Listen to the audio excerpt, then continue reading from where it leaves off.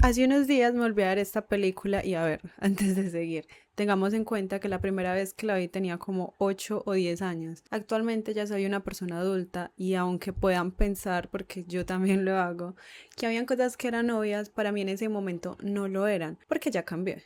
Cambié para empezar de edad, mi forma de pensar, mis creencias, mi postura frente a ciertos temas.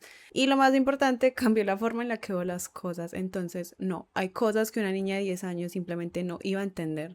La cosa es que la volví a ver hace poco y hubo una idea que se me quedó en la cabeza. Y no nació por la película porque realmente no es un tema que se toque en ella, pero me hizo pensar en algo. Y es que nos gusta creer que somos personas empáticas y la pregunta exacta que me hice fue esta. Si soy empática cuando alguien está llorando, pero dejo de serlo cuando esa persona deja de reaccionar como yo esperaba, de verdad soy una persona empática, porque a ver, mientras alguien está mal, normalmente sabemos cómo actuar, porque sabemos qué es lo que necesita de nosotros. Pero cuando ese dolor se transforma, cuando ya no reacciona con tristeza, sino que en lugar aparece la rabia, y esa persona ya no actúa como nosotros esperamos o tenemos la idea que una víctima actúa, ya no vamos a interesarnos en lo que le pasó y vamos a ver a esa persona únicamente por lo que está haciendo, por cómo está reaccionando. Y esa fue como la idea que me llevó a hacer este video.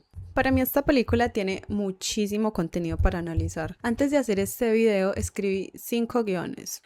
Grabé en 3 ocasiones y las 3 veces cuando terminaba de editarlo o mientras estaba editándolo no me convencía, así que nunca lo publiqué. Hasta que hace unos días una persona subió una escena de la película a sus historias y yo le respondí a la historia contándole lo que me estaba pasando. Le dije tal cual, que llevaba mucho tiempo intentando grabar sobre esto, sobre tales temas, pero que nunca me gustaba. Y esa persona me respondió algo tan simple que me sentí completamente estúpida. Básicamente me dijo, no haz un solo video, haz varios.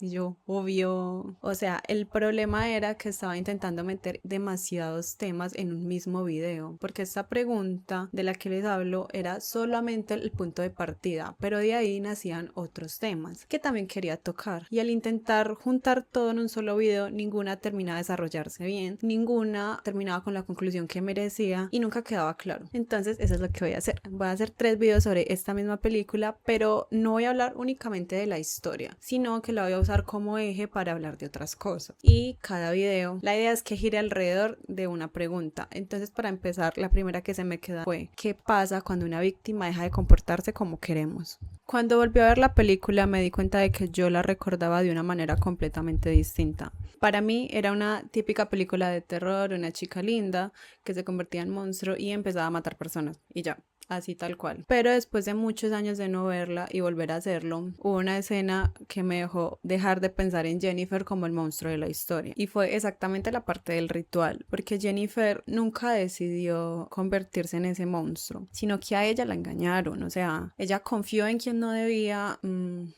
Le mintieron y le hicieron algo que ella nunca pidió y obviamente nunca quiso. Y hasta ese momento es súper fácil sentir empatía por ella y creo que cualquier persona, espero que sea obvio, que para cualquier persona Jennifer hasta ese momento es una víctima. Hasta ese momento Jennifer lo es, o sea, no hay ningún matiz acá. El problema viene después, porque cuando Jennifer volvió a su rutina normal con las personas que conocía, ya no es la misma claramente. Ya, para empezar, ya no está llorando como lo hacía durante el ritual, ya no está pidiendo ayuda a gritos como lo hacía durante el ritual y no está intentando explicar lo que le pasó, no quiere que nadie la entienda y no está buscando ayuda para nada. Al contrario, volvió con poder, se sentía ella demasiado poderosa y lo era, se sentía renovada y se sentía que estaba llena de rabia. Ella lo sentía y nosotros como espectadores lo veíamos. Entonces en ese momento fue que me di cuenta de que dejamos de mirar lo que a ella le habían hecho y empezamos a ver únicamente el cómo ella estaba reaccionando. Entonces ahí en ese cambio Jennifer dejó de ser una víctima o simplemente nosotros dejamos de verla como una.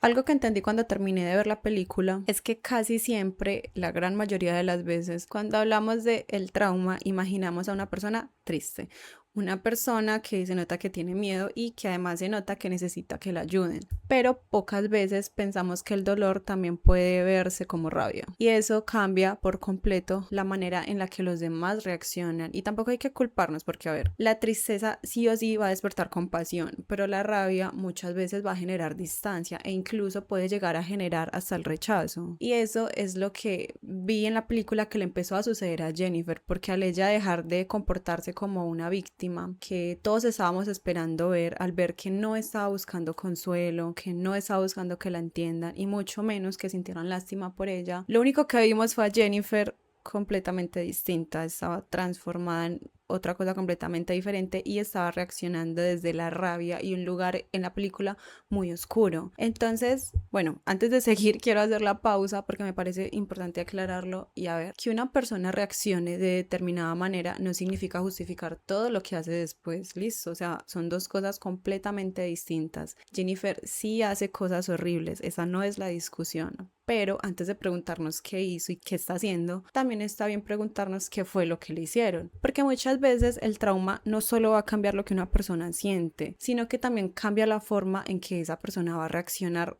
con el mundo y ante el mundo. Y cuando eso sucede es muy fácil para los espectadores olvidar que antes de esa reacción hubo una historia detrás de esa persona.